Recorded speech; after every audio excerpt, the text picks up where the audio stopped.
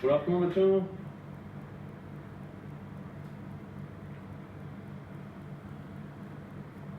Board नजर आ रहा है? बोर्ड नजर आ रहा है बच्चों? ओके।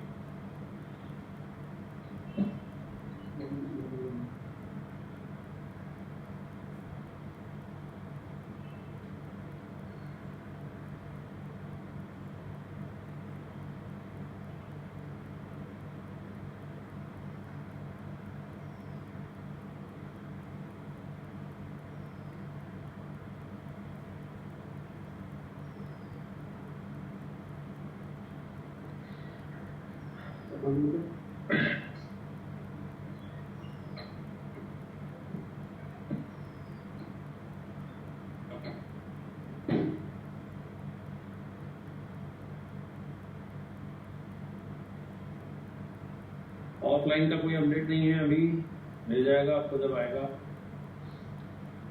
हाँ बच्चों, तो आगे बात करते हैं। कल अपन ये पढ़ रहे थे, आपको घर पे कहा था रेनबो पढ़ के आने के लिए, रेनबो और स्कैटरिंग। तो रेनबो पढ़ लिया होगा आपने। अच्छा, कल वाली पीडीएफ हिंदी में आ गई थी, कोई बात नहीं, आज भेज देंगे दोबारा। कल वाली, अच्छा सुबह के बैच वाली आ गई थी, कोई बात नहीं। वैसे भी कल अपन ने क्या पढ़ा था, डिफेक्ट, आई डिफेक्ट तो अपने को पता ही है।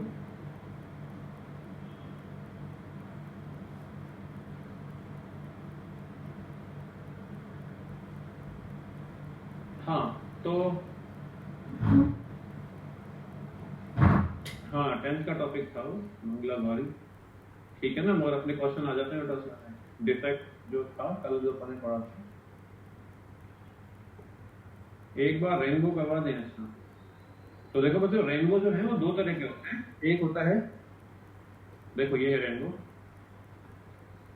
तो रेनबो एक तरह से होता है प्राइमरी रेनबो, और एक होता है सेकेंडरी। अब ये रेनबो बनता कैसे होगा? देखो यहाँ पर रे डायग्राम इसका बिल्कुल क्लियर कट दिया हुआ है। देखो यहाँ पर, देखो ये वाला, इस डायग्राम को हम देखो मैं प्रिज्म में पढ़ा हुआ है कि जब व्हाइट लाइट, ये बच्चों व्हाइट लाइट है, तो जब व्हाइट लाइट क्या होती है, किसी ट्रांसपेरेंट मीडियम के अंदर जाती है, जैसे ग्लास के अंदर जाती है, या इस केस में क्या हो गया वाटर ड्रॉप है, तो जब ये पानी के अंदर जाएगी बच्चों, वाटर के अंदर जब जाएगी, तो क्या ऐसा कहा जाए कि जो व्हाइट लाइट होगी ये अपने अपने कलर्स में क्या हो जाएगी, स्प्लिट हो जाएगी। तो रेनबो बनने के पीछे एक कारण तो ये होता है क्या, स्प्लिटिंग। तो क्या ऐसा कहा जाएगी कि जो हमारा डिस्पर्जन है वो इसके पीछे कारण है, लाइट का डिस्पर्स हो जाना रेनबो बनने के पीछे कारण। फिर आगे देखो, मान लो कि ये हमारे पास वो वाटर ड्रॉप है, समझने के लिए यहाँ पर, ठीक है। अब इस वाटर ड्रॉप में जो है ये व्हाइट कलर की लाइट इस तरह से हमने इसमें एंटर कराते हैं। तो यहाँ पर नॉर्मल अगर हम ड्रॉ करेंगे तो ये सेंटर हो गया हमारा, क्योंकि यहाँ पर क्या आ जाएगा, नॉर्मल आ जाएगा। अब हमें मालूम है कि जो रेड कलर की लाइट होती है वो सबसे कम बैंड होती है, प्रिज्म में पढ़ा है, और वॉयलेट वाली जो होती है वो सबसे ज्यादा बैंड होती है। तो इस डायग्राम में आप देखो, यहाँ रेड वाली जो लाइट है ना बच्चों, वो कम बैंड देंगे इसमें, और जो वॉयलेट वाली है वो ज्यादा बैंड देंगे। ठीक, उसके बाद जब ये लाइट रेज जो है वो बैंड होने के बाद, रेड वाली को अगर हम देखेंगे तो ओरिजिनल पार्ट से हल्की सी बैंड होगी, वॉयलेट वाली थोड़ी सी ज्यादा बैंड होगी। ये लगभग ब्लू कलर से दिखा देते हैं इसको, तो ये जो है वो थोड़ी सी ज्यादा बैंड हो जाएगी, ये ऐसे जाके स्ट्राइक करेगी। अब जब ये रेड लाइट इस सरफेस पे जाके स्ट्राइक करेगी तो बच्चे डेंसर से कितना जाने की कोशिश करेगी, रेयर में, और ये जाएगी नहीं। यानी कि यहाँ पर जो है वो TIR नहीं होता है बच्चों, यहाँ पर क्या होता है, रिफ्रैक्शन होता है।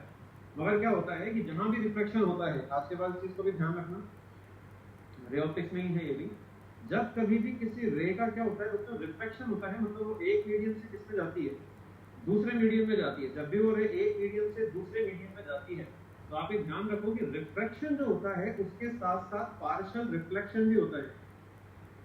मतलब यहाँ पर आपकी जो रे है वो केवल रिफ्रैक्ट ही नहीं होगी बच्चों, वो रिफ्लेक्ट भी होगी। रिफ्रैक्शन जब भी होगा, पार्शियल रिफ्लेक्शन भी जरूर होगा, मतलब रिफ्लेक्ट भी हो जाएगी कुछ एनर्जी। यानी यहाँ पर एक बार ये भी क्वेश्चन पूछा गया था, देखो एक बार ये इस टाइप का क्वेश्चन भी पूछा गया था, जैसे यहाँ पर डिस्कस कर लेते हैं कि बताएं ये लाइट रे जो है वो डेंसर से रेयर में जा रही है, या रेयर से डेंसर में जा रही है, किसी में भी मान लो ये रेयर है और ये डेंसर, लाइट रे ऐसे इंसिडेंट हो रही है। तो बताएं मोस्ट एप्रोप्रिएट डायग्राम क्या होना चाहिए इसका रिफ्रैक्शन के बाद?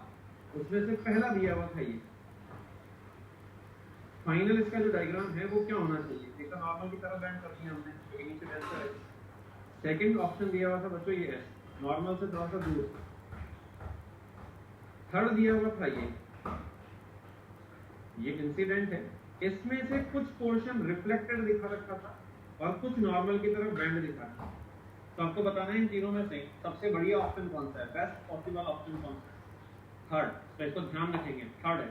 यानी जब जब भी क्या होगा रिफ्रैक्शन होगा तो बच्चों वहां पर रिफ्लेक्शन भी इन्वॉल्व होगा। मतलब पूरी लाइट जो है वो दूसरे मीडियम में नहीं चली जाती है, कुछ इंटरफेस से टकराकर वापस अपने मीडियम में भी लौट आती है। यानी पार्शियली लाइट क्या हो जाती है, रिफ्लेक्ट।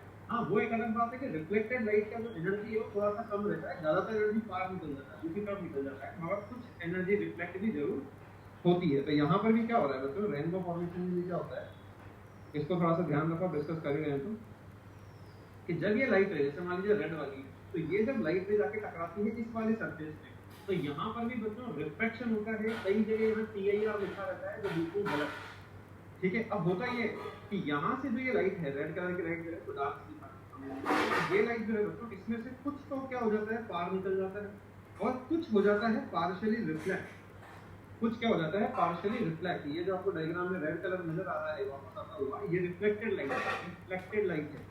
कुछ रेड कलर पार भी जरूर निकल गया, मगर जो रेड कलर इस तरफ पार निकल जाता है बच्चों, वो ऑब्जर्वर की आईज में नहीं जा सकता, ये ऑब्जर्वर यहाँ खड़ा होता है।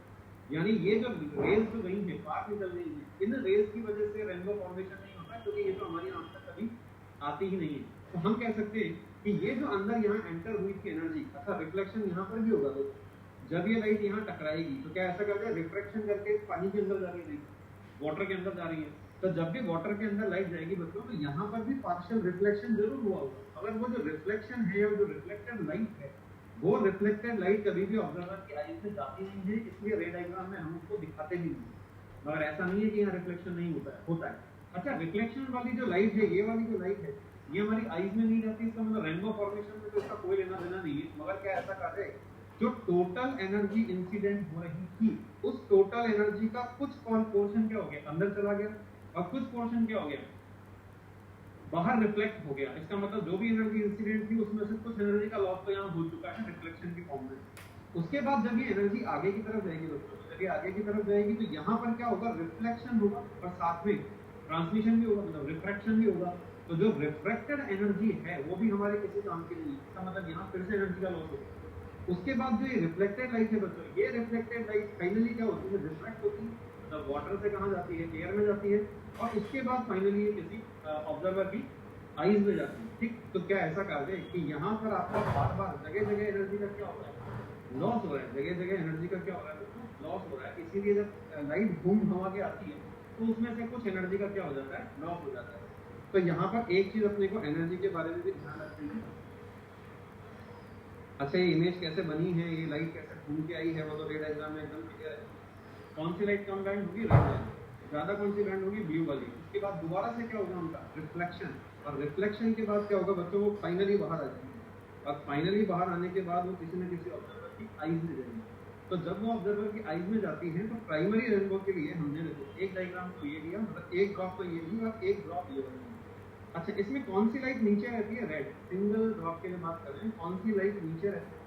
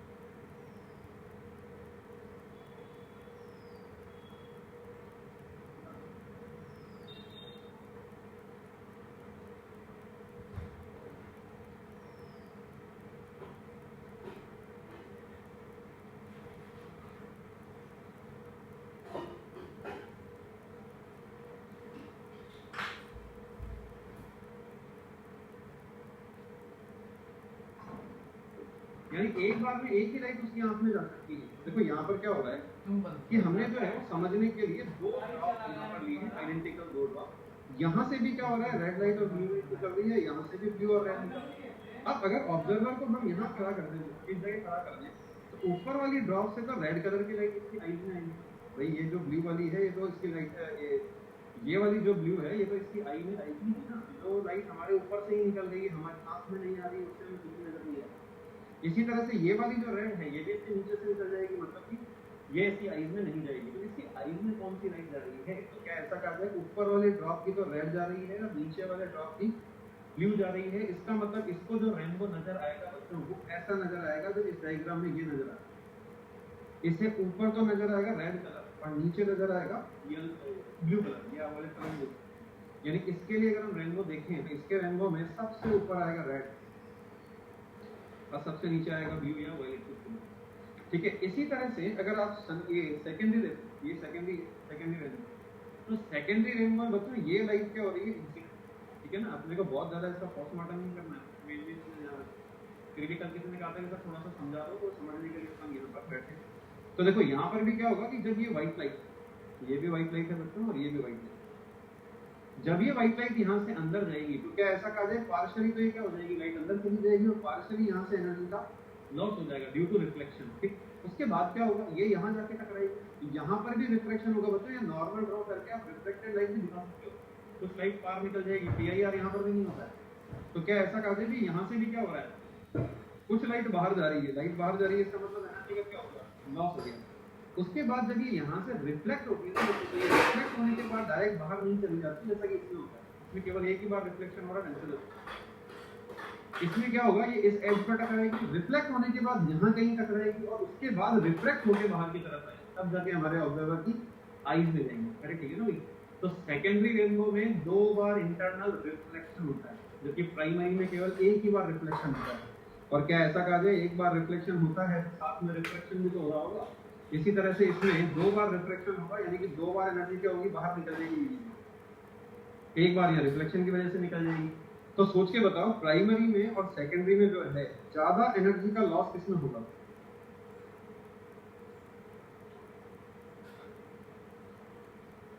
सेकेंडरी में। बिल्कुल सही बात है, सेकेंडरी में एनर्जी का लॉस ज्यादा होगा क्योंकि मल्टीपल रिफ्लेक्शन है, एक से ज्यादा रिफ्लेक्शन। तो लॉस अगर बेटा ज्यादा होगा तो क्या ऐसा कहा, अच्छा सेकेंडरी रेनबो जो है उसमें ऑब्जर्वर को कौन सा कलर ऊपर नजर आता है, तो सीधा ध्यान रखना है। वैसे तो ये डायग्राम में समझ में आ रहा है, ऊपर कौन सा नजर आएगा, ब्लू या वायलेट, और नीचे कौन सा नजर आएगा, रेड। यानी इसका जो रेनबो होगा वो ऐसा दिखेगा, ऊपर तो नजर आएगा इसको ब्लू या वायलेट और नीचे नजर आएगा बच्चों इसको रेड। और इसमें उल्टा हो रहा था, इसमें ऊपर रेड नजर आता है नीचे ब्लू नजर आता है। इनमें से मान लो कि आकाश में, मान लो कि एनवायरमेंट में दोनों रेनबो एक साथ बन गए तो ज्यादा शार्प रेनबो कौन सा दिखेगा, क्लियर कौन सा दिखेगा, इसमें एनर्जी का लॉस कम हुआ होगा, प्राइमरी फर्स्ट। तो इस डायग्राम को, ये डायग्राम में इसलिए लाया हूं कॉपी करके, इंटरनेट से उठाया। ठीक है, इसमें देखो ढंग से देखो, ये दिख रहा है डायग्राम क्लियर दिख रहा है, ये वाली पिक्चर क्लियर दिख रही है। इसमें दो रेनबो है, देखो ढंग से देखो, इसमें दो रेनबो दिख रहे हैं। एक तो कौन सा है, ये वाला, इसमें ऊपर कौन सा कलर है, रेड, और नीचे कौन सा है, वायलेट या ब्लू। ठीक है, और इसके बगल में हल्का सा धुंधला सा एक और नजर आ रहा है, इसमें ऊपर ब्लू है, ब्लू या वायलेट, और नीचे इसमें रेड नजर आ रहा है। अरे ठीक है ना भाई। तो क्या ऐसा कहा जाए कि ये वाला जो है ये थोड़ा सा फेडेड, ये थोड़ा सा धुंधला है, धुंधला क्लियर नहीं है ये, ठीक है, और ये वाला जो है एकदम ब्राइट आपको नजर आ रहा है। तो ऐसा क्यों हो रहा है, इसके पीछे कारण है, प्राइमरी जो रेनबो होता है, आपको सिर्फ इतना सा ध्यान रखना है, प्राइमरी रेनबो में रेड कलर ऊपर नजर आता है, शार्प नजर आता है, बिल्कुल क्लियर नजर आता है। सेकेंडरी में क्या होता है, एनर्जी का लॉस ज्यादा होता है, इसीलिए थोड़ा सा डल सा नजर आता है, बहुत ही मुश्किल से, गौर से देखोगे तब जाकर नजर आएगा, ऊपर अगर आसमान में देखोगे। ठीक है बच्चों, तो ये अपने को सिर्फ थोड़ी सी रेनबो के बारे में बात पता होनी चाहिए। अच्छा एक और क्वेश्चन है, ये जो रेनबो का आर्क होता है, आर्क शेप में होता है ना, ये आर्क कौन सा होता है, पैराबोलिक होता है, कौन सा होता है, शेप पूछ सकता है कि भाई बताओ ये जो नजर आ रहा है ये पैराबोला है, हाइपरबोला है, कर्व है, कौन सा है, कौन सा कर्व है, तो ध्यान रखना सर्कुलर है, कौन सा है, सर्कुलर है। क्या जवाब देंगे, नहीं पैराबोला नहीं है, क्या जवाब देंगे, सर्कुलर, बस सिंपल, इतना आसान सा। ठीक है, सेकंड में वायलेट का ऊपर दिखता है, हाँ ये तो कह रहे हैं जैसे होता है, सेकेंडरी में नीला कलर या वॉयलेट कलर ऊपर दिखता है, रेड नीचे दिखता है। प्राइमरी में रेड ऊपर दिखता है, ठीक है। साफ कौन सा दिखता है? प्राइमरी। क्यों दिखता है? इसमें एनर्जी का लॉस नहीं होता है। क्या इन दोनों में से किसी भी डायग्राम में टीआईआर हो रहा है? आंसर नहीं होता, टीआईआर नहीं हो रहा है, ठीक है। तो कई बुक्स में जो लोअर क्लास की बुक्स होती हैं उसमें यहाँ कहीं लिख देता है कि टीआईआर भी होता है। अगर टीआईआर हो रहा होता तो फिर एनर्जी का लॉस नहीं होता, और एनर्जी का अगर लॉस नहीं होता तो टीआईआर में तो पूरी एनर्जी आ जाती है ना। तो टीआईआर में अगर एनर्जी का लॉस नहीं होता तो फिर तो ये इतना ज्यादा तेज चमकता जैसे कि डायमंड चमकता है, क्योंकि डायमंड टीआईआर की वजह से चमकता है, वहाँ एनर्जी का लॉस नहीं होता है। तो आपको सिर्फ इतना सा ध्यान रखना है। अब बच्चा अपना कौन सा एक पॉइंट और था ना, क्या था लास्ट में मॉड्यूल में गिवन है, ये डायग्राम में आपको पीडीएफ। हाँ भाई, एक क्या है? स्कैटरिंग। स्कैटरिंग के बारे में भी थोड़ी सी बात करते हैं। हाँ भाई, क्या होती है स्कैटरिंग? ये पढ़ा होगा आपने, ये तो लोअर क्लास में भी पढ़ा होगा आपने। तो स्कैटरिंग क्या होती है कि जब व्हाइट लाइट, जब सन से लाइट आती है हमारे इन्वायरमेंट में, जब वो एंटर करती है तो इन्वायरमेंट में बहुत सारे क्या होते हैं? डस्ट पार्टिकल्स होते हैं, जो गैसेज होती है इन्वायरमेंट में उसके मॉलिक्यूल्स होते हैं, जैसे नाइट्रोजन, ऑक्सीजन वगैरह, ठीक है। इसी तरह से मान लो कि बारिश का मौसम है तो पानी की ड्रॉप भी हो सकती है। तो ये जो पार्टिकल्स हैं, जैसे डस्ट पार्टिकल हैं या एयर मॉलिक्यूल हैं, इनसे जब वो लाइट टकराती है, इनसे टकरा के बच्चों वो लाइट क्या हो जाती है? बिखर जाती है। यानी जो व्हाइट लाइट आती है वो व्हाइट लाइट इनसे टकरा के क्या होती है? बिखर जाती है, ठीक। अब इसमें दो केस है। पहला ये है कि अगर हमारे जो पार्टिकल्स हैं वो बहुत ज्यादा छोटे हों as compare to wavelength of the light, as compare to wavelength of the light. जैसे जो गैसेज होती है हमारे एनवायरनमेंट में, उन गैसेस के जो मॉलिक्यूल होते हैं वो बहुत ज्यादा ही छोटे होते हैं, जबकि जो डस्ट पार्टिकल होते हैं ना, मतलब डस्ट पार्टिकल तो हमारी आंखें से चले जाते हैं कई बार अगर फूल आंधी वगैरह आ रही होती है, तो डस्ट पार्टिकल क्या होते हैं? थोड़े से बड़े होते हैं। हम यहाँ डस्ट पार्टिकल की बात नहीं कर रहे, ऐसे पार्टिकल्स जो बहुत ज्यादा छोटे हों इसके कंपैरिजन में, वेवलेंथ के कंपैरिजन में। तो ऐसे पार्टिकल से टकरा के जब लाइट क्या होती है? फैलती है, स्कैटर कर जाती है। तो आपको ये ध्यान रखना है कि जो स्कैटर्ड लाइट है उसकी जो इंटेंसिटी है वो प्रोपोर्शनल होती है बच्चों। स्कैटर्ड लाइट जो है उसकी इंटेंसिटी प्रोपोर्शनल होती है 1/λ4। इसका मतलब ये हुआ कि जिसका लैम्डा जितना ज्यादा होगा उसकी स्कैटरिंग की इंटेंसिटी उतनी ही कम होगी, और जिसका लैम्डा कम होगा उसकी स्कैटरिंग की इंटेंसिटी ज्यादा होगी।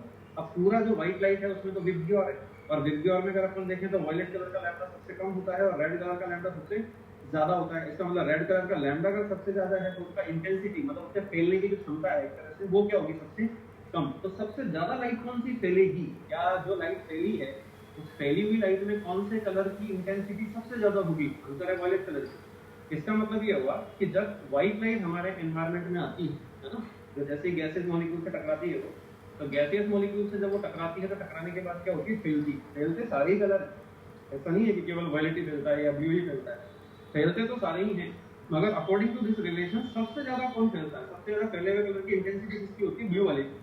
इसीलिए हमें पूरा का पूरा जो एनवायरनमेंट होता है हमारा वो ब्लू नजर आता है, सीधे शब्दों में आकाश नीला नजर आता है, ठीक है।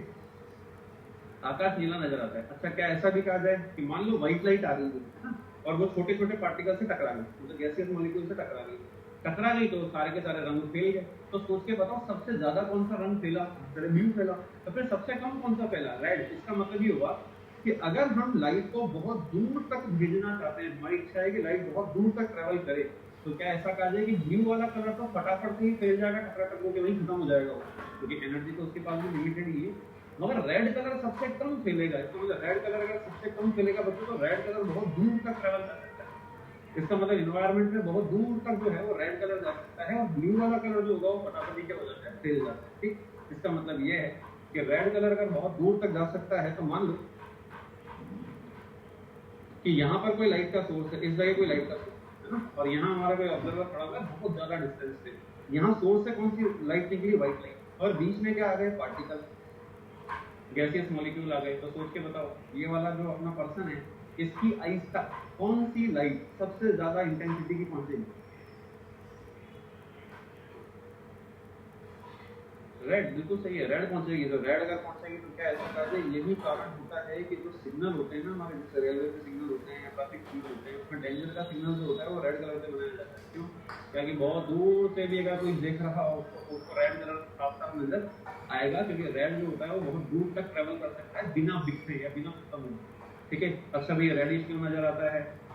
सनसेट के समय और इसके समय, ये सब भी आपने पढ़ा होगा, तो आई होप समझ लग गया वो क्या हो रहा है, ठीक है भाई। तो ये है हमारा स्कैटरिंग, और ये था हमारा रेनबो फॉर्मेशन। यही 2 पॉइंट थे जो कल अपने रह गए थे। तो अब हेडिंग डालेंगे, नेक्स्ट टॉपिक स्टार्ट करेंगे। अच्छा, इसका पूरा पीडीएफ भेज दिया जाए यहाँ तक का, रेनबो तक का भेज देते हैं। अच्छा, रेनबो की डिटेल बच्चों अपन इसमें डिस्कस नहीं किया, तो हमने सिर्फ वेन डायग्राम डिस्कस किया है, जो क्वेश्चन पूछ सकते हो सब हमने डिस्कस कर लिया है। ठीक है, इसका जो थ्योरेटिकल डिटेल है वो अपने मॉड्यूल में आराम से। ठीक है, तो इसका जो है वो पूरा पीडीएफ आज आपको मिल जाएगा। ठीक है, तो हेडिंग डालेंगे next wave optics. Next heading डालेंगे वेव ऑप्टिक्स।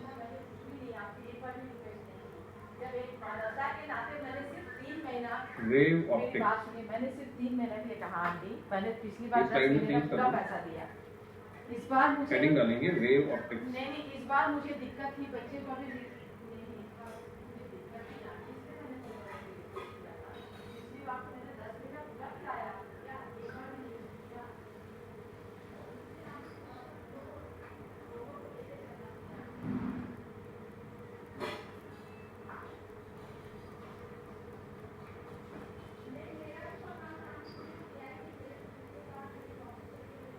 हाँ, स्क्रीन चली गई है, स्क्रीन अभी आ जाएगी ऊपर।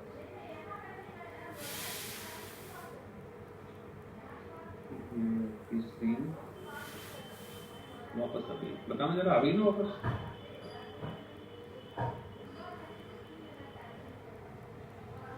ओके।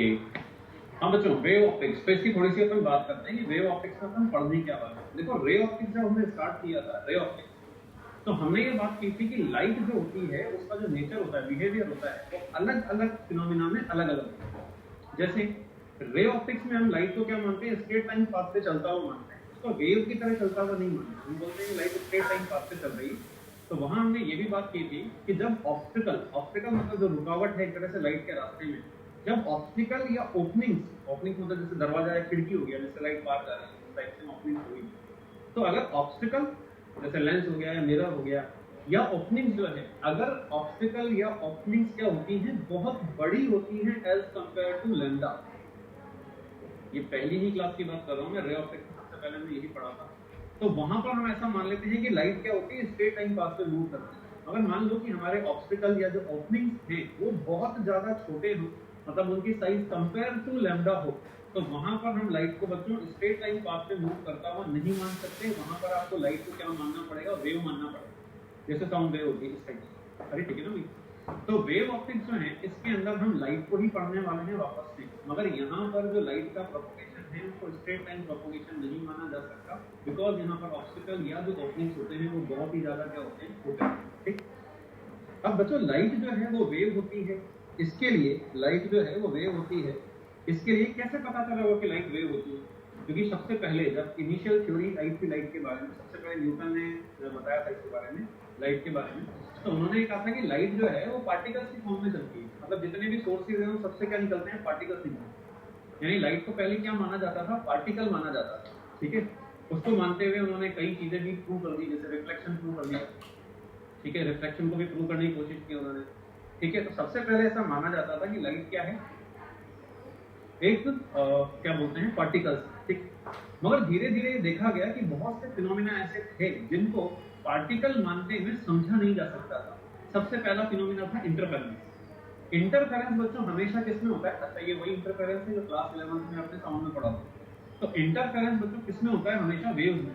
जब दो या दो से ज्यादा वेव किसी कॉमन मीडियम में इनसे मिलती है, सुपर इम्पोज होती है, जब दो या दो से ज्यादा वेव किसी कॉमन मीडियम में सुपर इम्पोज होती है, तो मीडियम के पार्टिकल का जो ऑसिलेशन होता है बच्चों, वो कई जगह पर बहुत ज्यादा हो जाता है और कई जगह वो ऑसिलेशन बहुत कम हो जाता है। तो जहां पर ऑसिलेशन बहुत ज्यादा तेजी से होते हैं वहाँ एनर्जी बढ़ जाती है, और जहाँ जो ऑसिलेशन होते हैं वो बिल्कुल मिनिमम हो जाते हैं वहाँ एनर्जी क्या हो जाती है, कम हो जाती है। तो जहाँ एनर्जी बढ़ जाती है, दो वेव्स के मिलने से मीडियम के अलग अलग पॉइंट पर कहीं तो एनर्जी ज्यादा हो जाती है और कहीं एनर्जी बहुत कम हो जाती है।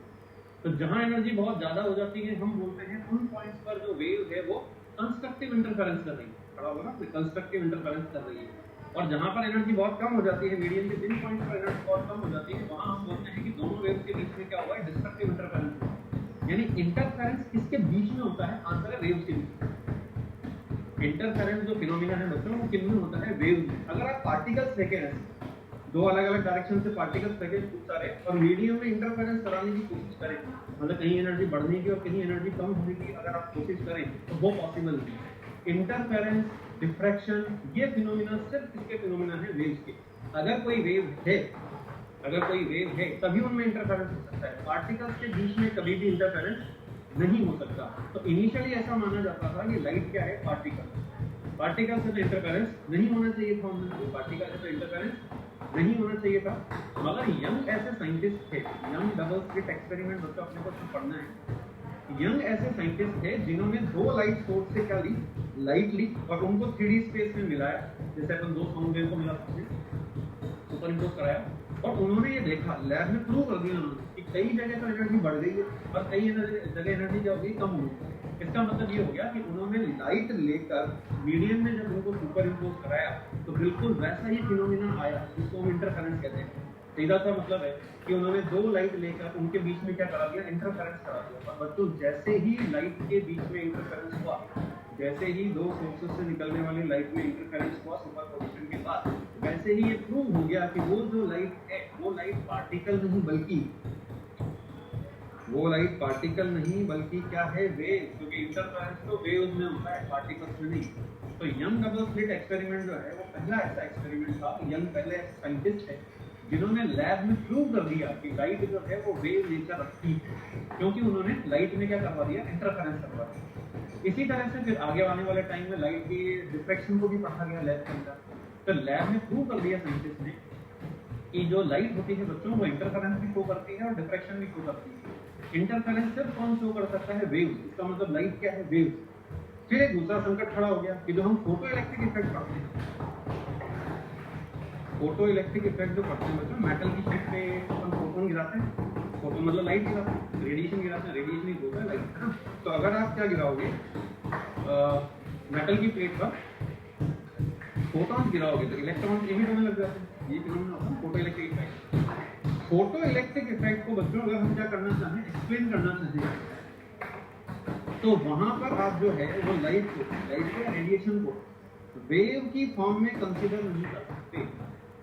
अगर आप फोटो इलेक्ट्रिक इफेक्ट को एक्सप्लेन करना चाहते हो कि कैसे इलेक्ट्रॉन रिलीज हो रही है, तो उस एक्सपेरिमेंट को, उस फिनोमिना को अगर आप एक्सप्लेन करना चाहते हो तो उस फिनोमिना को एक्सप्लेन करने के लिए हम लाइट को एज ए वेव ट्रीट नहीं कर सकते। वहां लाइट को हमें पार्टिकल ही ट्रीट करना पड़ेगा, जिन पार्टिकल्स को फोटोन कहते हैं। अरे बात समझ में लग रही है? इसका मतलब ये हुआ कि जब हम फोटो इलेक्ट्रिक इफेक्ट पढ़ते हैं तो हमारी लाइट की वेव थ्योरी खत्म हो जाती है, फेल हो जाती है। वहां लाइट को वेव नहीं माना जा सकता। जबकि जब हम इंटरफेरेंस पढ़ते हैं तो लाइट चूंकि इंटरफेरेंस शो करती है तो हम कहते हैं कि भाई लाइट क्या है?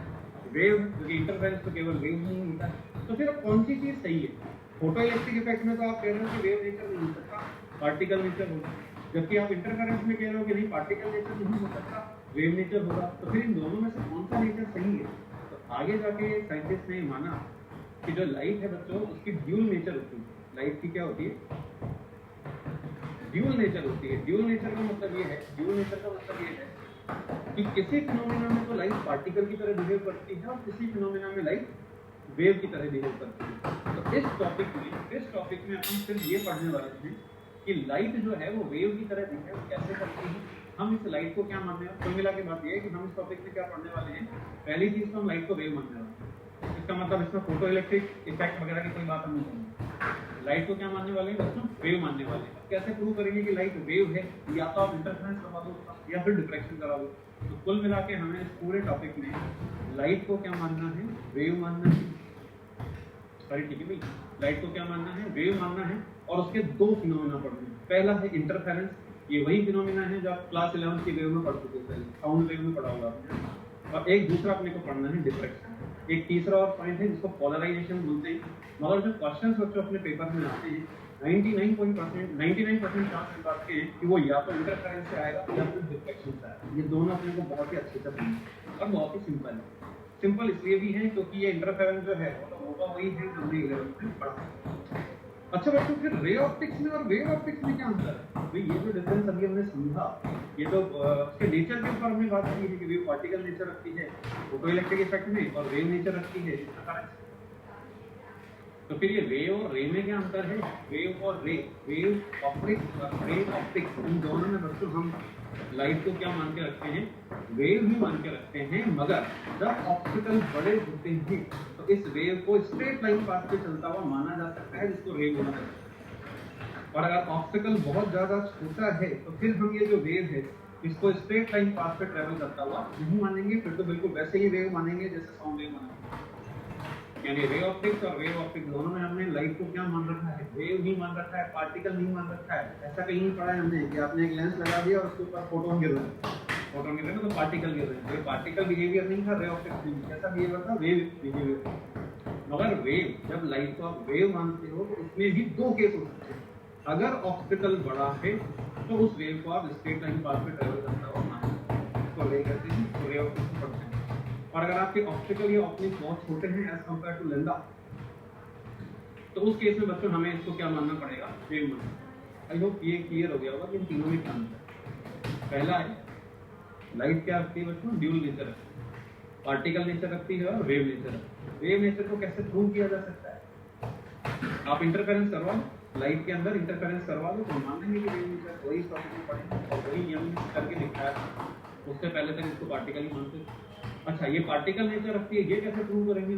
फोटो इलेक्ट्रिक इफेक्ट ले जाओ उसको। फोटो इलेक्ट्रिक इफेक्ट अगर आप लाइट लगाओगे और वहाँ वेव से उसको एक्सप्लेन करने की कोशिश करोगे, लाइट के वेव नेचर से एक्सप्लेन करने की कोशिश करोगे तो वो एक्सप्लेन नहीं होगा, वो फोटोन से ही एक्सप्लेन होगा। मतलब वहाँ लाइट को आपको पार्टिकल ही मानना पड़ेगा। तो ये दोनों में डिफरेंस है, ठीक है, ये दोनों में डिफरेंस है। और इसीलिए कहते हैं कि लाइट ड्यू नेचर की, ठीक है। मतलब लाइट के बारे में जितनी रिसर्च आज तक हुई है, शायद ही फिजिक्स में ऐसा कोई टॉपिक था जिसके ऊपर इतनी रिसर्च, बाद में जाके पता चला कि इसका नेचर जो है ना तो पार्टिकल है ना वेव। तो बच्चों स्टार्ट करते हैं, सिलेबस की बात करते हैं। वेव ऑप्टिक्स में हम लाइट को क्या मानने वाले हैं? वेव।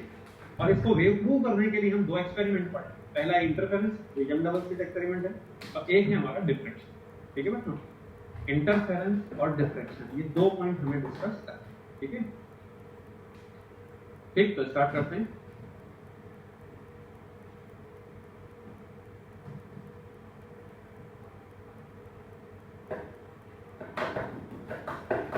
तो यहाँ से स्टार्ट करते हैं, स्टार्टिंग से।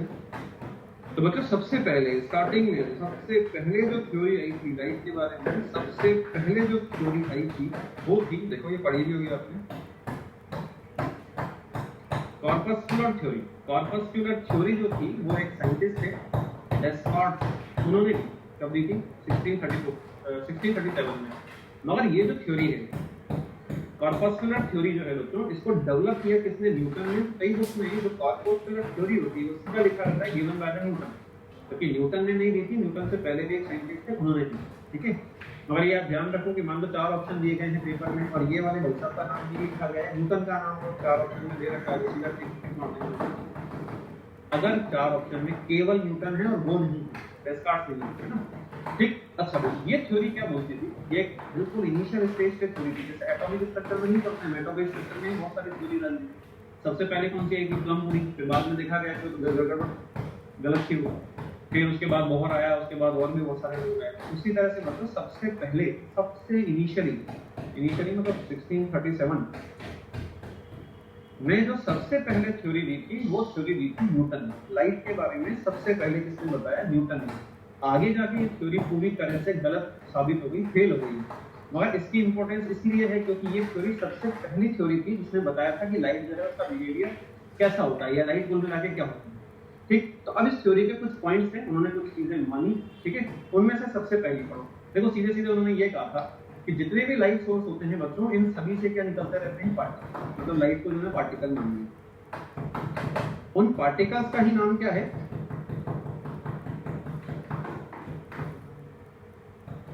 अच्छा हाँ, इन्होंने क्या मान लिया? पार्टिकल्स मान लिया, ठीक है।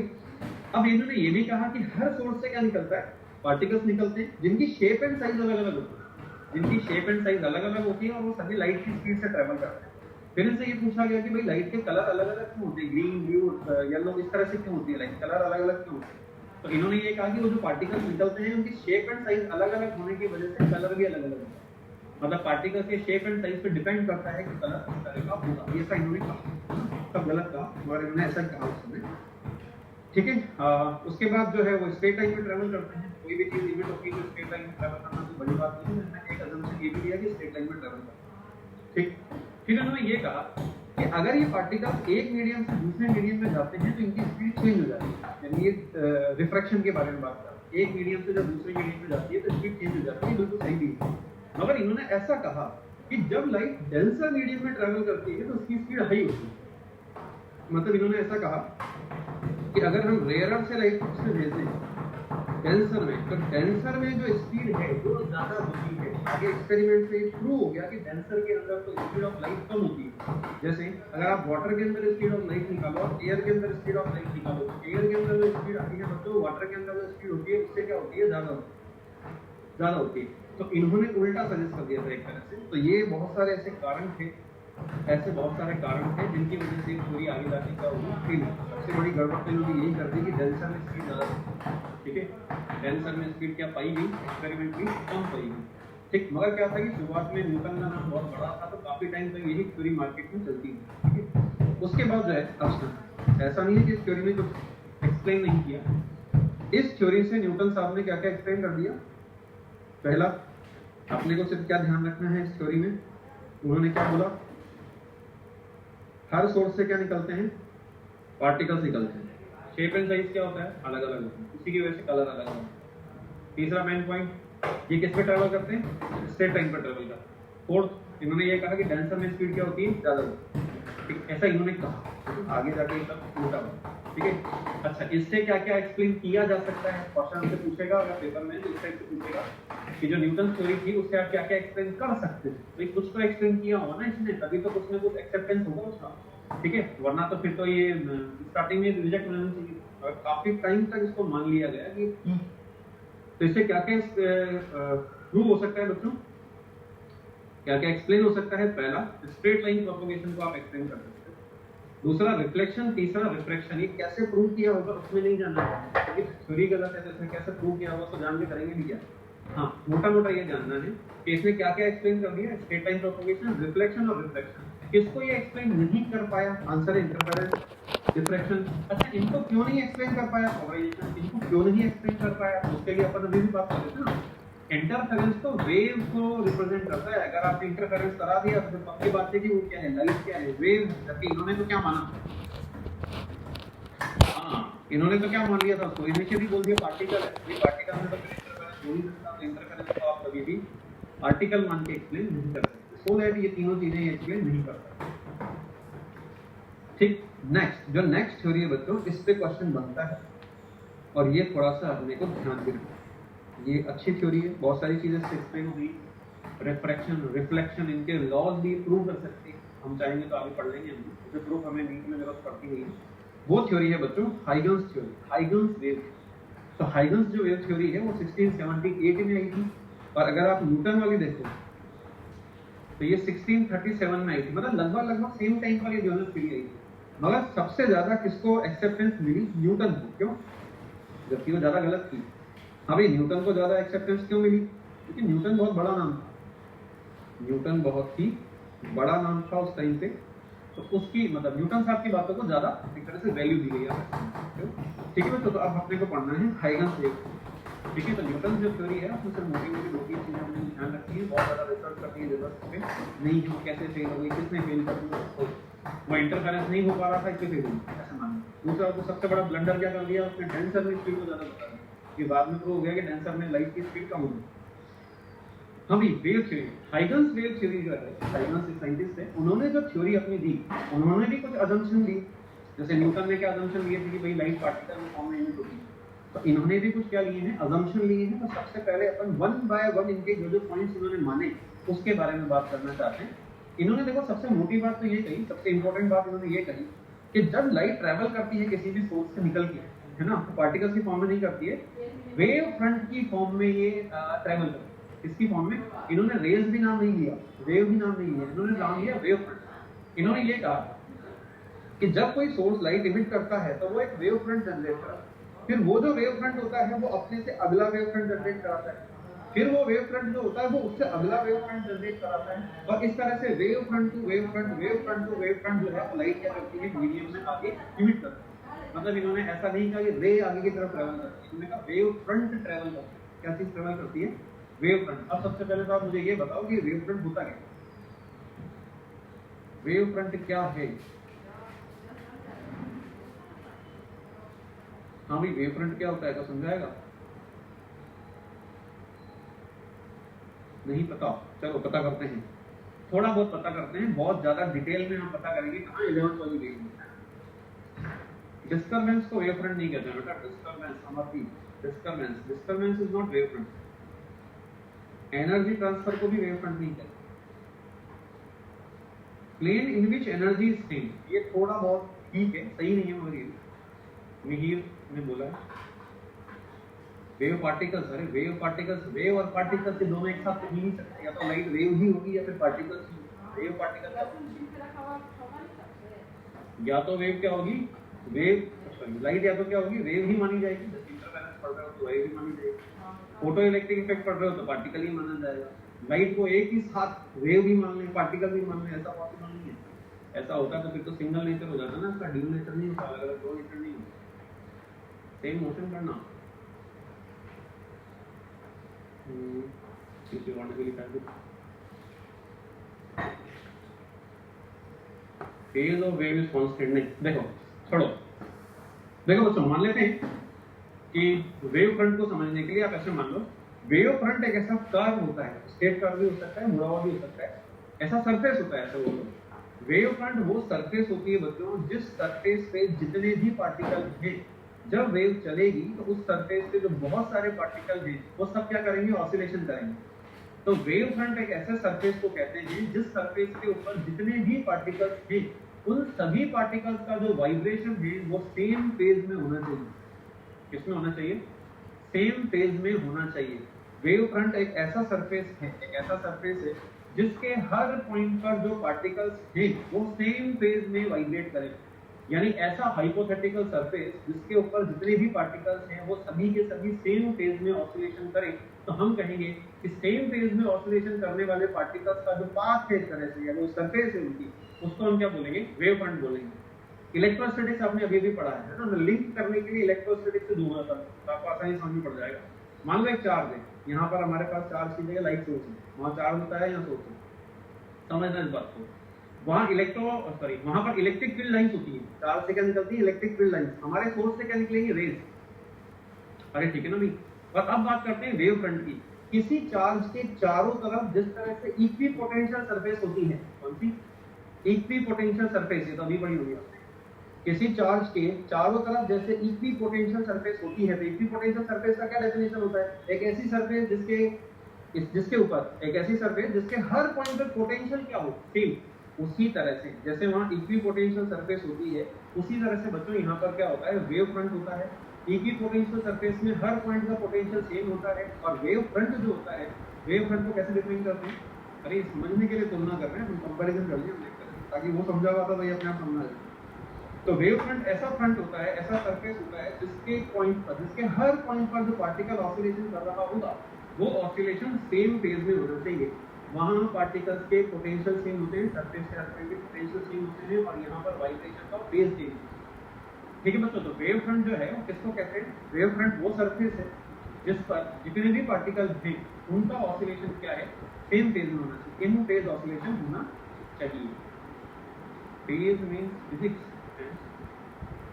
फेज नहीं पढ़ा क्या अपन ने? 11th में वेव थोड़ी बहुत तो पढ़ी होगी। मैंने कहा भी था कि घर पे पढ़ के आना। PSY कहेंगे।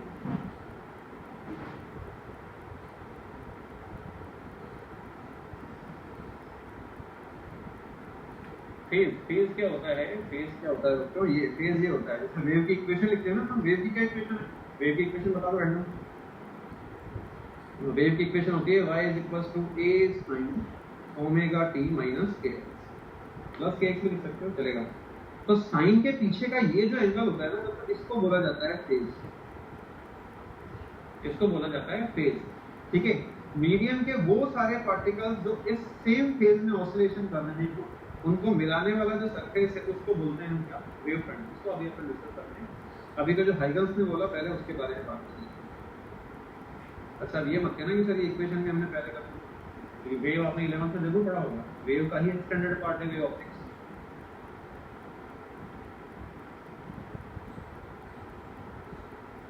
हाँ, वाटर में ये बात भी सही है, जैसे इन्होंने कहा कि सर पत्थर फेंकने का पानी भरा हुआ है, बीच में पत्थर गिरा दोगे तो क्या बनते हैं सर्कल। पानी भरा हुआ है और आपने क्या गिरा दिया, पत्थर गिरा दिया, तो पत्थर गिराने से क्या होगा, डिस्टर्बेंस जनरेट होगा, वो डिस्टर्बेंस धीरे धीरे प्रोपोगेट। तो आपने देखा होगा कि तो चारों तरफ क्या बनते हैं सर्कल, और सर्कल धीरे धीरे क्या होता है आगे बढ़ता है, मतलब वो सर्कल है, सर्कल नुमा चीज को ही क्या बोला जाता है वेवफ्रंट। ठीक है, कॉन्सेंट्रिक सर्कल्स, सर्कल्स कब बनते हैं, हाँ वो सर्कल्स पानी के केस में सर्कल, बिल्कुल वाटर रिपल जो है, वाटर रिपल जो है वो बिल्कुल सही पकड़ लिया है, उसके को अपन वेवफ्रंट कहते हैं। अब इसको थोड़ा सा क्या है कि ये तो आम बोलचाल में मैं बोल दिया पत्थर फेंकेंगे तो यह होगा, और इसका टेक्निकल डेफिनेशन क्या है वेवफ्रंट का, एक ऐसा फ्रंट, एक ऐसा सरफेस जिसके हर पॉइंट पर पार्टिकल का ऑसिलेशन सेम फेज में होना चाहिए। तो इन्होंने ये कहा, हाइगन्स ने ये कहा, चलो पहले वेवफ्रंट की बात कर लेते हैं, हाइगन्स को बाद में बात करेंगे। हाँ बच्चों, वेवफ्रंट जो है वो देखो ऐसे होते हैं ये। अब ये जो डायग्राम है ये मैंने क्यों निकाला है, क्योंकि ये डायग्राम आपने अभी अभी इलेक्ट्रोस्टैटिक्स में पढ़ा। ठीक, देखो यहाँ अगर हम कोई चार्ज रख लें, हम सब कंपैरिजन समझना, क्योंकि एक ही बार में ही सामने आ जाएगा अपने को कि यहाँ में और यहाँ में क्या सिमिलरिटी है। ठीक है, तो अगर हम बच्चों यहाँ पर क्या कर दें, अगर हम मान लो कि यहाँ क्या करते हैं कि एक चार्ज रख दें, क्यू चार्ज रख दें, है ना। अब क्यू चार्ज से रेज ऐसे निकलेंगी चारों तरफ 3D स्पेस में, ये ऐसे रेज मतलब समझ रहे हो, इलेक्ट्रिक लाइन। अब अगर हम यहाँ से आर सेपरेशन पे कोई पॉइंट ले लें, अगर हम आर सेपरेशन पे कोई पॉइंट ले लें, इधर भी आर सेपरेशन पे पॉइंट ले लें, यहाँ भी आर पे ले लें, यहाँ भी आर पे ले लें, आर पे ले लें, आर पे ले लें, तो क्या ऐसा कहा जाए हर पॉइंट पर जो पोटेंशियल होगा वो के क्यू बाई आर के बराबर होगा। इस पॉइंट पर भी पोटेंशियल के क्यू बाई आर है, यहाँ पर भी के क्यू बाई आर है, यहाँ पर भी के क्यू बाई आर है, इसका मतलब इन सभी पॉइंट पर पोटेंशियल क्या हो गया, सेम हो गया। आप इन सभी को मिला दो आपस में, तो जो सरफेस आपके पास तैयार होती है इसी को अपन क्या बोलते हैं, इक्विपोटेंशियल सरफेस। ठीक है, अच्छा इक्विपोटेंशियल सरफेस को इलेक्ट्रिक फील्ड लाइंस हमेशा 90 डिग्री पर कट करती है, ये भी आपने पढ़ा होगा, ये इसकी प्रॉपर्टी। इलेक्ट्रिक फील्ड लाइंस जो होती हैं वो इक्विपोटेंशियल सरफेस को हमेशा 90 डिग्री पर कट करती है। चाहे आप कोई सी भी लाइन ले लो, जैसे ये वाली लाइन है तो ये इक्विपोटेंशियल सरफेस को 90 पे कट करेगी, ये भी 90 पे कट करेगी। अब बच्चों यहाँ पर ये है इक्विपोटेंशियल सरफेस। अब ये इक्विपोटेंशियल सरफेस पॉइंट चार्ज के केस में कैसी होती है, कॉन्सेंट्रिक स्फीयर, सर्कल नहीं है बच्चों, ये क्या है स्फीयर, क्योंकि तो 3D में ना पूरा का पूरा। तो चार्ज को रख दो सेंटर पे और उसके चारों तरफ अगर आप क्या बनाओगे, स्फीयर्स बनाओगे, तो वो स्फीयर्स जो होंगे वो कहलाते हैं equipotential surface. Electric field lines उनको कैसे कट करती है, 90 डिग्री पे कट करती है। सिमिलरली अगर हम बच्चों यहाँ पर क्या रखें एक सोर्स, तो अब आपने 11th में कम से कम ये तो पढ़ा ही होगा कि जब किसी सोर्स से वेव चलती है तो जैसे जैसे वेव आगे जाती जाती है, मीडियम के जो पार्टिकल्स आते हैं, भाई मीडियम के तो बहुत सारे पार्टिकल्स, साउंड वेव की बात करें तो साउंड वेव बच्चों जैसे जैसे आगे जाती जाएगी वैसे वैसे मीडियम के जो पार्टिकल हैं, जब हमारी वेव चलती चलती मीडियम के किसी पार्टिकल पे पहुंचेगी तो वो पार्टिकल क्या करने लग जाता है, ऑसिलेशन। एसएचएम होता है इन जनरल ऑसिलेशन। ठीक है, जब मीडियम में से वेव ट्रेवल करती है तो पार्टिकल क्या करते हैं बच्चों, अपनी मीन पोजीशन के इर्द गिर्द ऑसिलेशन करते हैं, मतलब ऑसिलेशन करना वो शुरू करते हैं। अरे बात सुन रहे हो?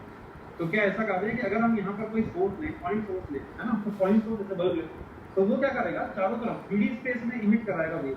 साउंड भी ले सकते हो, साउंड सोर्स भी ले सकते हो। अब अगर चारों तरफ वेव इमिट करेगी बच्चों, तो क्या ऐसा कहा जाए कि अगर हम इस सोर्स से देखें तो वेव कौन कौन से डायरेक्शन में ट्रेवल करेगी, आंसर है 3D स्पेस में चारों तरफ ट्रेवल करेगी, यानी वेव इधर भी जाएगी, इधर भी जाएगी, इधर भी जाएगी, तो ऐसे करेगी। ठीक है, अब हमने क्या किया, सोर्स से x डिस्टेंस पर एक पॉइंट लिया, सोर्स से x डिस्टेंस पर यहाँ एक पॉइंट लिया, इसी तरह से बच्चों x डिस्टेंस पर इधर एक पॉइंट लिया, x डिस्टेंस पर इधर भी एक पॉइंट लिया, इधर भी हमने x डिस्टेंस पे पॉइंट लिया, इधर भी हमने x डिस्टेंस पे पॉइंट लिया।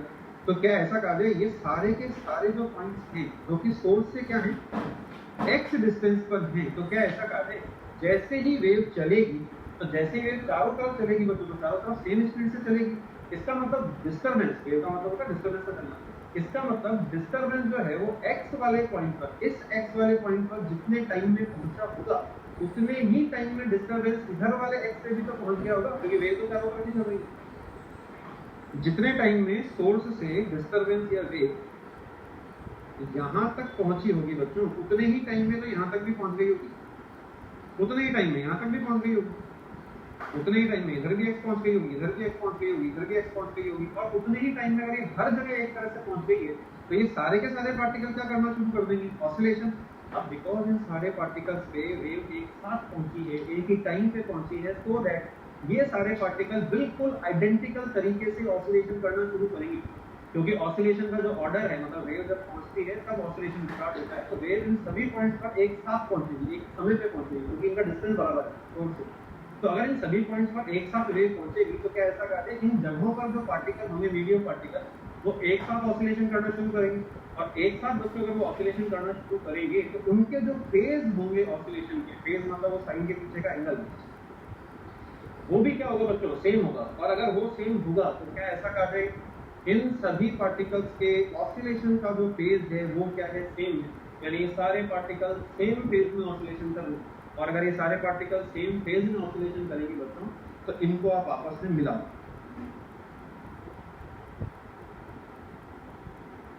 इसे कहा जाता है वेव फ्रंट। वो सरफेस जिस पर जितने भी पार्टिकल हैं सब किसमें ऑसिलेशन करें, सेम फेज में ऑसिलेशन करें, तो हम कहेंगे कि वो जो सरफेस है वो क्या है, वेव।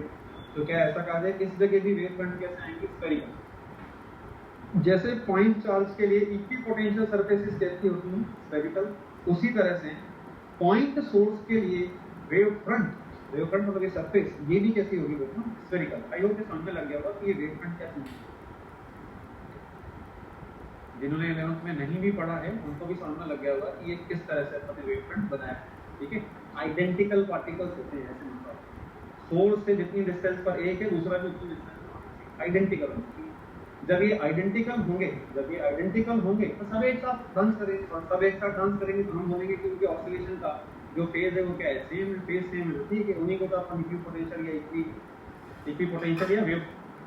तो बच्चों यहाँ पर जो इक्विपोटेंशियल होता है, अच्छा यहाँ पर जरा चेक करना, इसकी एक प्रॉपर्टी और है ना, क्या है, इलेक्ट्रिक फील्ड लाइन इक्विपोटेंशियल को 90 पे कट सकती है। सही है, दिख रहा है। सिमिलरली कोई भी वेव का मतलब है रे, तो लाइट का कोई भी जो रे होगी ना बच्चों, कोई भी रे होगी वो आपके वेव फ्रंट को हमेशा 90 डिग्री पे कट करेगी। अगर ऐसे वेव फ्रंट है तो आपकी लाइट ऐसे जाएगी, 90 डिग्री पे कट करेगी। जैसे ये वेव फ्रंट कैसा है, स्फेरिकल। वेव फ्रंट कैसा है बच्चों, स्फेरिकल है। और यहाँ कहीं पर भी देखो, कहीं पर जो लाइट जा रही है, जैसे ये लाइट जा रही है, रे जो जा रही है, तो लाइट रे जो बच्चों जा रही है वो यहाँ 90 डिग्री पे कट करेगी। ये वाली जो रे जा रही है वो भी 90 डिग्री पे कट करेगी। ठीक है, अब क्या ऐसा कर दे, इक्विपोटेंशियल सरफेस में आपने 3 केस पढ़े इलेक्ट्रोस्टैटिक। कौन कौन से 3 पढ़ोगे बताओ। एक तो पढ़ा होगा पॉइंट चार्ज के लिए इक्विपोटेंशियल सरफेस कैसी होती है, स्फेरिकल। ये रहा बच्चों पॉइंट चार्ज, पहला केस। तो जब अपन यहाँ पहुंच ही गए तो पहले इसी को काम कर लेते हैं, वेव फ्रंट पहले पढ़ लेते हैं, फिर हाइगन्स प्रिंसिपल पे वापस बात करते हैं ना, क्योंकि उसने कहा ही वेव फ्रंट की, उन्होंने समझाया ये तो वेव फ्रंट है। इनफाइनाइट शीट कहां से आ गई, पॉइंट चार्ज के लिए स्फीयर बनते हैं। हाँ, आपने 3 पढ़ेंगे, बिल्कुल सही है, 3 पढ़ेंगे, वही 3 बच्चों यहाँ। जैसे चार्ज में 3 केस होते हैं, वैसे ही सोर्स लाइट सोर्स में भी 3 ही केस। तो तीनों केस अपन डिस्कस कर लेते हैं, कोरिलेशन समझ में नहीं होगा। जैसे वाई स्फीयर आ रहा था, यहाँ पे भी स्फीयर। तो यहाँ पर देखो, पहला अगर हम यहाँ पर क्या रखें बच्चों, एक पॉइंट सोर्स रखें तो वेव्स कैसे ट्रेवल करेंगे, रेडियली आउटसाइड। वेव्स कैसे ट्रेवल करेंगे, रेडियली आउटसाइड। तो बताएं यहाँ पर वेव फ्रंट कैसे होंगे, answer is yes. Wave front कैसे होंगे, अगर ये बीच में आपने सोर्स रखा हुआ है तो पहला वेव फ्रंट कैसा बनेगा, स्फेरिकल। फिर वो धीरे धीरे आगे बढ़ता जाएगा और पीछे की तरफ से और भी जनरेट होते जाएंगे, वहां पर सोर्स रखा हुआ है। तो यहाँ पर बच्चों जो वेव फ्रंट होंगे वो वेव फ्रंट कैसे होंगे, ये स्फेरिकल वेव फ्रंट। ठीक है, तो जब हमारा पॉइंट सोर्स होता है तो वेव फ्रंट कैसा होता है, स्फेरिकल। आइए समझने लगे होगा। ठीक है बच्चों, स्फेरिकल होता है। ठीक, अब यहाँ पर आप एक चीज और ध्यान रखो, ये आपने 11th की वेव में पढ़ी थी, उसको हम यहाँ प्रूव नहीं करने जा रहे हैं, पूरा प्रूफ है इसका, हमें उसको सिर्फ यूज करना है। देखो बच्चों, जब भी पॉइंट सोर्स होता है ना, कौन सा सोर्स, केस फर्स्ट की बात कर रहा हूँ, ये फर्स्ट केस यहाँ क्लियर नहीं है बच्चों। अगर पॉइंट सोर्स है तो पॉइंट सोर्स क्या होगा, चारों तरफ एनर्जी इमिट करेगा। तो अगर हम सोर्स से r डिस्टेंस पर कोई पॉइंट ले लें 3D स्पेस का, जैसे ये सोर्स है तो सोर्स से r डिस्टेंस पर हमने कोई पॉइंट ले लिया, जैसे यहाँ पर हमने एक पॉइंट लिया, ये डिस्टेंस माना r। तो अगर आप सोर्स से r डिस्टेंस पे कोई पॉइंट लेते हो तो बच्चों ये ध्यान रखो, इस r पॉइंट पर, मतलब r सेपरेशन पे जो पॉइंट है, इस पर जो इंटेंसिटी होती है एनर्जी का propagation per unit time per unit cross sectional area. आपको सीधे ध्यान रखना है कि अगर पॉइंट सोर्स से आर सेपरेशन पे 3D स्पेस का कोई पॉइंट लिया जाए तो 3D स्पेस के उस पॉइंट पर जो इंटेंसिटी होती है वो इंटेंसिटी प्रोपोर्शनल होती है 1/r²। और एक फॉर्मूला आपको ये ध्यान रखना है कि जो इंटेंसिटी होती है वेव की, उसका एक फॉर्मूला ये भी ध्यान रखना है, इंटेंसिटी प्रोपोर्शनल होती है एम्पलीट्यूड के स्क्वायर के बराबर। एम्पलीट्यूड के स्क्वायर की प्रोपोर्शनल होती है इंटेंसिटी, एम्पलीट्यूड के स्क्वायर के क्या होती है, प्रोपोर्शनल। एम्पलीट्यूड क्या होता है, वही इक्वेशन में जो सबसे पहले k लिखा रहता है, चाहे आप एसएसएन की इक्वेशन लो या वेव की इक्वेशन, बात समझ में लग गई। तो यहाँ पर इंटेंसिटी प्रोपोर्शनल होती है डिस्टेंस के स्क्वायर के रिवर्स। इसका मतलब जैसे जैसे आप सोर्स से डिस्टेंस बढ़ाओगे इंटेंसिटी कम होती है। सोर्स से जैसे जैसे आप आगे जाते जाओगे बच्चों, इंटेंसिटी ऑफ द वेव जो है वो क्या होती जाएगी, कम होती जाएगी। यही तो कारण है कि पानी में अगर अपन पत्थर डालते हैं तो सर्कल बनता है। तो याद करो, पहला सर्कल बहुत बड़ा बनता है, क्लियर दिखता है, और जैसे जैसे वो सर्कल आगे जाता है, मतलब सोर्स से जैसे जैसे वेव दूर जाती है, उस सर्कल का जो हाइट होता है एक तरह से वो धीरे धीरे कम हो जाता है, और थोड़ी दूर जाने के बाद तो सर्कल गायब ही हो जाता है, क्योंकि इंटेंसिटी हम मान लेंगे कि लगभग 0 हो गई है, क्योंकि डिस्टेंस बहुत ज्यादा बढ़ गई। तो जैसे जैसे डिस्टेंस बढ़ती जाएगी दोस्तों, इंटेंसिटी क्या होती जाएगी, कम होती जाएगी, और बहुत दूर अगर आप चले जाओगे सोर्स में तो वेव एक तरह से गायब है। ठीक, अब आगे बात करते हैं। अच्छा, I प्रोपोर्शनल 1/r² होता है, और एम्पलीट्यूड के साथ बच्चों अगर आप इसको रिलेट करो तो इसको हम प्रोपोर्शनल a² भी बोल सकते हैं इस रिलेशन से। तो यहाँ से आप अगर a और r को रिलेट करो तो एम्पलीट्यूड इज प्रोपोर्शनल 1/r लिखा है। तो आपसे पूछ सकता है कि सोर्स से x डिस्टेंस पे इतना एम्पलीट्यूड है, तो बताओ 2x डिस्टेंस पर कितना एम्पलीट्यूड है, तो हाफ क्यों जाएगा, कि रिवर्स प्रोपोर्शनल। ठीक है, छोटे छोटे से क्वेश्चन ये वहां बनते थे, मगर ठीक है फिर यहाँ पर भी यूज करना है, तुमने कीजिए। सेकंड केस में बच्चों सोर्स कौन सा है, लीनियर सोर्स है। लीनियर सोर्स का मतलब क्या होता है, ट्यूबलाइट, लाइट का सोर्स लेना है ना, तो लीनियर सोर्स कौन सा होता है, तो बल्ब ना, पॉइंट ना हो कोई का, तो पॉइंट के लिए तो आप समझने के लिए क्या मान सकते हो, बल्ब मान सकते हो। लीनियर के लिए हम कौन सा सोर्स ले सकते हैं, ट्यूबलाइट ले सकते हैं। तो यदि कोई ट्यूबलाइट है तो उससे लाइट कैसे निकलेगी, जैसे मान लीजिए ये सोर्स है, ये जो रेड कलर का बीच में नजर आ रहा है, ये है सोर्स, ये है हमारी ट्यूबलाइट। अब दिमाग लगाओ, अगर लीनियर सोर्स है, लीनियर सोर्स इज वाइट, तो बताएं लीनियर सोर्स के चारों तरफ इक्विपोटेंशियल सरफेसेस कैसी बनती थी,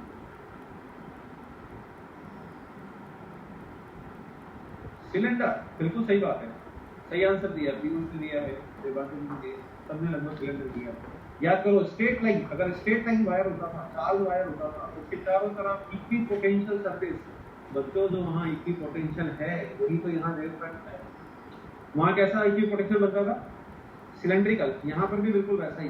ये जो आपका सोर्स है, इससे बच्चों लाइट्स कैसे निकलेंगी, रेडियली आउटसाइड है, रेडियली बाहर की तरफ निकलेगी, रेडियली बाहर की तरफ। अरे वेव तो रेडियली बाहर की तरफ निकलेगी ना भाई, और जो वेव फ्रंट बनेगा वो कैसा बनेगा, चारों तरफ सिलेंडर। अच्छा, आप चेक करो, ये जो सिलेंड्रिकल वेव फ्रंट है, वेव हमेशा या वेव या रे हमेशा इस सिलेंड्रिकल वेव फ्रंट के बच्चों 90 डिग्री पर, 90 डिग्री पर भी है।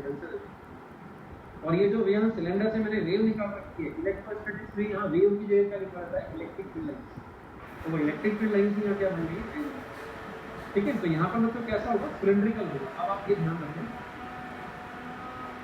कि अगर लीनियर लाइट सोर्स है जैसे ट्यूबलाइट, तो उसके चारों तरफ सिलेंड्रिकल वेव फ्रंट बनता है।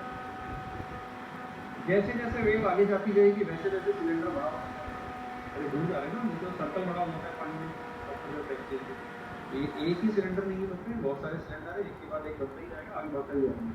जैसे जैसे वेव आगे जाएगी ये सिलेंडर भी बड़ा होता है, ठीक है। अच्छा, अंदर से दूसरे सिलेंडर भी जनरेट होते रहेंगे, क्योंकि मास्टर सोर्स आपने लगातार रख के रखा है, ठीक है। तो यहाँ पर जो हमारा सोर्स है दोस्तों, वो लीनियर सोर्स है बीच में, और ये सिलेंडर क्या है, सिलेंडर है वेव फ्रंट, ठीक है, ये है वेव फ्रंट। अब सोचो, जो ये हमारा सोर्स है, अगर हम इस सोर्स से r डिस्टेंस पर, अगर हम इस सोर्स से r डिस्टेंस पर 3D स्पेस का कोई पॉइंट ले लें और यहाँ पर इंटेंसिटी निकालने लगते हैं, जैसे कि हमने इसमें निकाली है, तो अगर आप सिलेंडर की जो एक्सिस है बच्चों, उससे r सेपरेशन पे कोई 3D स्पेस का पॉइंट ले लोगे, तो वहां पर जो इंटेंसिटी होती है वो इंटेंसिटी 1/r के प्रोपोर्शनल होती है। मतलब डिस्टेंस बढ़ने के साथ यहाँ पर भी इंटेंसिटी कम होती है, मगर उतनी कम नहीं होती जितनी पॉइंट में होती है। पॉइंट में देखो 1/r² आ रहा है, जबकि यहाँ पर सिर्फ 1/r आ रहा है, ठीक। अच्छा, इसको प्रोपोर्शनल टू एम्पलीट्यूड क्या कर सकते हैं, तो यहाँ अगर आप a लिखना चाहो तो a को प्रोपोर्शनल 1/√r लिखा जा सकता है, a को प्रोपोर्शनल 1/√r लिखा जा सकता है, जो यहाँ पर लिखा हुआ है। तो देखो पहली चीज तो ये है कि लीनियर सोर्स होगा तो, है ना, तो लीनियर सोर्स अगर होगा तो अपना वेव फ्रंट कैसा बनेगा, सिलेंड्रिकल, ठीक है। उस केस में इंटेंसिटी का कैसे रिलेशन होगा, I प्रोपोर्शनल 1/r। इसका प्रूफ है, वो प्रूफ 11th वाली वेव में कि हमें यहाँ कोई जरूरत नहीं कर दूंगी, ठीक है ना। अच्छा, एम्पलीट्यूड में रिलेशन देखोगे मतलब एम्पलीट्यूड में रिलेशन 1/√r का। अच्छा, एक आपको पढ़ा होगा plane equipotential surface. Plane equipotential surface कब बनती है, जब यूनिफॉर्म इलेक्ट्रिक फील्ड होता है। याद करो, जब यूनिफॉर्म इलेक्ट्रिक फील्ड होता है। प्लेन कब बनते हैं, जब यूनिफॉर्म इलेक्ट्रिक फील्ड होता है। यूनिफॉर्म इलेक्ट्रिक फील्ड बोले तो ये ऐसा, ये इलेक्ट्रिक फील्ड लाइन से बचो, ये पैरेलल इलेक्ट्रिक फील्ड लाइन से ही है। तो अगर ये ऐसी इलेक्ट्रिक फील्ड लाइन से, तो बताओ इनका इक्विपोटेंशियल सरफेस कौन सा होगा। तो क्या ऐसा कहा जाए, इनके परपेंडिकुलर ऐसे प्लेन होंगे, प्लेन होंगे पूरे प्लेन। जैसे ये लाइनें ऐसे जा रही है, ये लाइनें मानो, तो अगर बच्चों ये लाइन है तो इक्विपोटेंशियल सरफेस इसके परपेंडिकुलर प्लेन होगा, समझ पा रहे हो। तो ये जो इलेक्ट्रिक फील्ड लाइंस हैं, इनकी जगह रे मान लो। तो अगर रेज आपकी ऐसे जा रही हैं तो वेव फ्रंट इनके परपेंडिकुलर प्लेनर वेव फ्रंट होगा, ठीक। तो एक्सटेंडेड अगर लार्ज सोर्स है, एक्सटेंडेड लार्ज सोर्स है मतलब जैसे वहां पर नहीं बोलते थे इनफाइनाइट शीट, वो इनफाइनाइट शीट जैसा अगर क्या हो, कोई लाइट सोर्स हो या लाइट बहुत दूर से आ रही है, तो लाइट अगर बच्चों बहुत दूर से आ रही होगी तो हम तक पहुंचते पहुंचते तो वो लाइट रेज आपस में क्या हो जाती हैं, पैरेलल। हम बोलते हैं ना इनफाइनाइट अगर सोर्स रखा है तो हम तक आते आते लाइट रेज कैसी हो जाती हैं, पैरेलल। तो अगर आपकी लाइट रेज क्या हो गई हैं, पैरेलल, तो अब जो वेव फ्रंट बन रहा होगा वो कैसा बन रहा होगा, प्लेन। कैसा बन रहा होगा, प्लेन बन रहा होगा। अच्छा बच्चों, यहाँ पर कोई इंटेंसिटी में रिलेशन पूछते तो हमसे भाइयों को समझ लगा होगा प्लेन कैसे हुआ।